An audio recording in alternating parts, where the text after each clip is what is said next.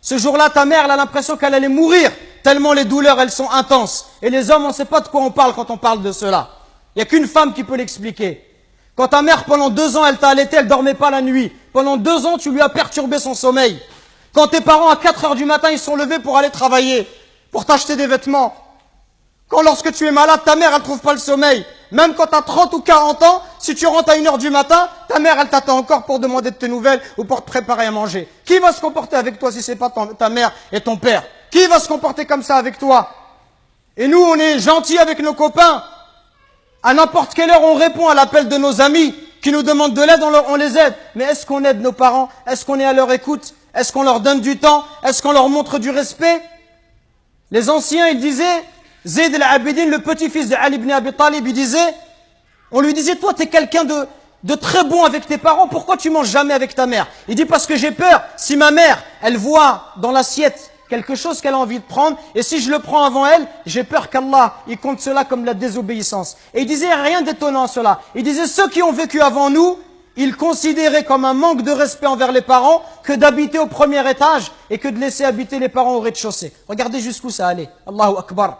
Le simple fait d'être au-dessus de sa mère, au premier étage, sa mère au rez-de-chaussée, ils considéraient ça comme un manque de respect.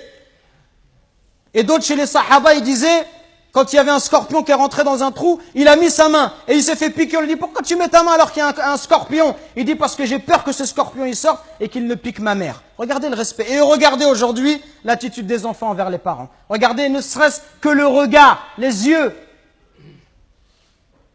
Wallahi mes frères, si nos parents ils invoquent contre nous, wallahi c'est pour nous le malheur dans la vie d'ici-bas et dans celle de l'au-delà. Allah Azza wa Jal, par l'intermédiaire du prophète, alayhi salatu wassalam, il nous dit qu'Allah il a interdit le paradis. Interdit le paradis à celui qui désobéit à ses parents. Donc attention mes frères, à ne pas causer du tort à nos parents, à ne pas leur manquer de respect, mais soyons plutôt à leur écoute, soyons plutôt bons, miséricordieux pour eux. Et ceux qui doivent le plus profiter de notre générosité, de notre douceur, notre bonté, notre bon comportement, les premiers à profiter de cela, ça doit être nos parents.